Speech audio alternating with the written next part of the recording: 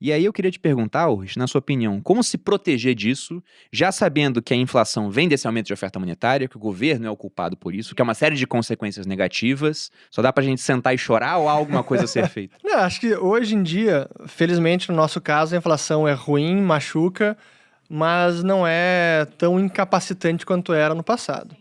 Mas ainda assim, a gente precisa proteger o nosso poder de compra, né? Então há várias formas de se proteger. Hoje em dia, felizmente, a inflação não é tão incapacitante quanto era no ano passado. No Na passado. década passada, no passado.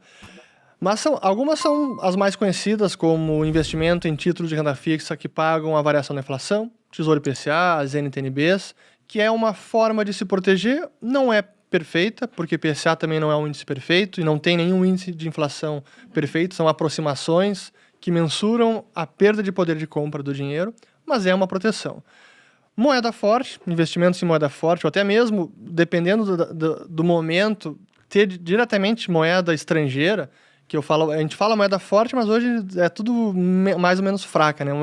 Eu diria que a moeda menos fraca, né? Moeda forte é só ouro e Bitcoin, na minha opinião. Mas esse é tema para depois. Investimentos em ativos reais também, né? Que não podem ser inflacionados, é imóvel, é commodity como ouro, empresas também em ações, são boas empresas. Eu prefiro muito mais investir numa empresa que produz algo realmente útil e que vai ter uma renda e vai perdurar ao longo do tempo, do que simplesmente comprar apenas título do governo, ficar financiando o governo, que eu faço com muito pesar. Ter que ficar comprando título do governo é ruim, dói. Mas acho que essas são algumas das formas. E sempre pensar em ter alguma diversificação e saber que são formas de proteção, mas que não existe uma blindagem, proteção perfeita. E claro que a gente pode sofisticar mais, né?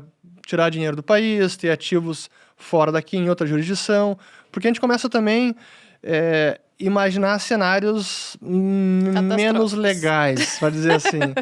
Porque, assim, o Brasil, a gente falou do Plano Collor. Cara, quem não se lembra do Plano Collor, que foi um confisco em massa, da noite para o dia, da poupança da população. Um negócio que Numa canetada, foi isso, Numa né? canetada... Só pra eu entender. O cara falou, vamos pegar todas as poupanças aí, o dinheiro que tá na poupança é meu. Até Não tanto só de poupança. poupança, quanto a corrente também. Contas também. Mas eles foram camaradas, porque eles pegaram dinheiro e depois abriram uma linha de crédito.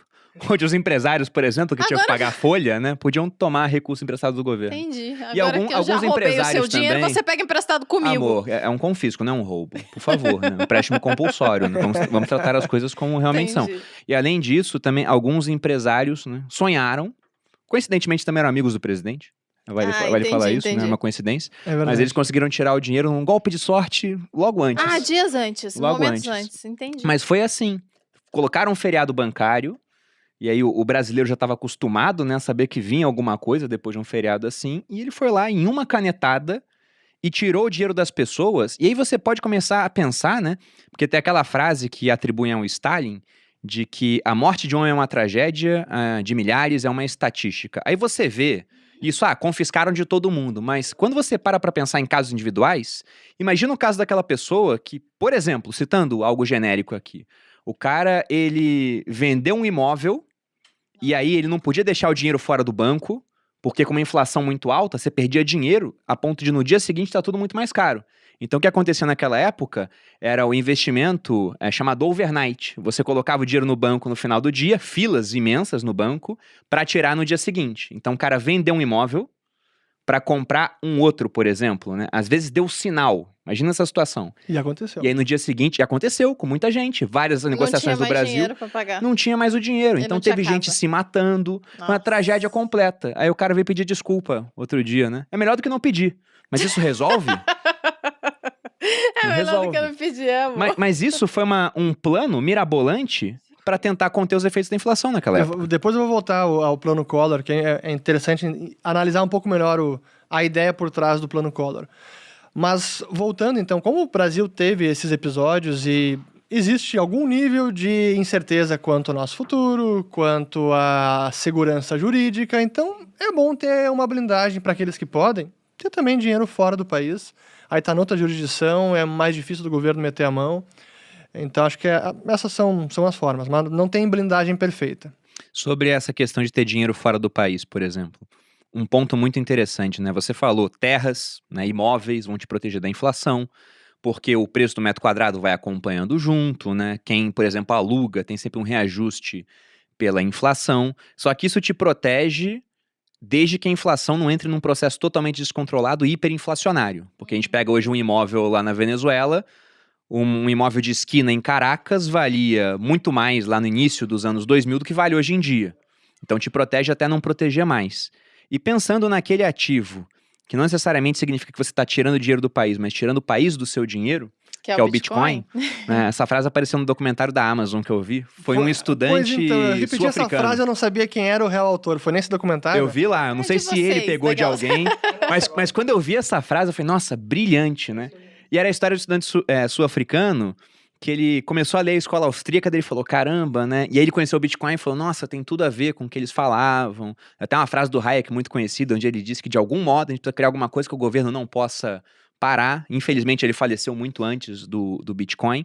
Mas você enxerga o Bitcoin sendo uma proteção contra esses processos inflacionários que os governos causam na moeda? Sem dúvida, e eu diria mais do que isso, porque não apenas ele é esse ativo digital escasso, então não pode ser inflacionado, e é mais escasso do que o ouro. O ouro tem reservas que não foram ainda exploradas, Encontradas algumas são desconhecidas. Daqui a pouco teremos tecnologia para tirar ouro de meteoros, então a oferta de ouro aumenta. Mais do que a do Bitcoin, que é limitada e chegará aos 21 milhões máximos e não tem como aumentar além disso. Então, sim, é um ativo escasso. Mas, além disso, é uma blindagem adicional porque dá ao usuário a real independência do seu dinheiro. O caso como o plano Collor é impossível para quem tem Bitcoin. Não existe, não tem como. A não ser que alguém bote a arma na sua cabeça e te obrigue a entregar seus bitcoins. Mas numa canetada bloquear os seus fundos, qualquer governo, exército, enfim, a maior potência mundial, não tem como fazer. Então é até uma blindagem adicional que acho que por isso que é uma tecnologia tão fantástica, né? Sem dúvida que o Hayek estaria muito feliz de ver o nascimento do Bitcoin.